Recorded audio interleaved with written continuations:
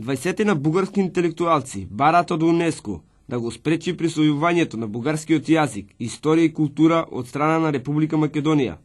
Во петицијата, во кој се потпишали тројца македонски бугари, Владимир Панков, Младин Србиновски и Владимир Перов, е адресирано до генералниот директор на ова меѓународна институција Бокова, која е бугарка.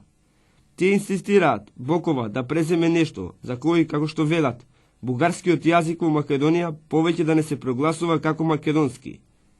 Веќе 65 години се шири лагата низ целиот свет дека постои посебен македонски јазик, историја и култура.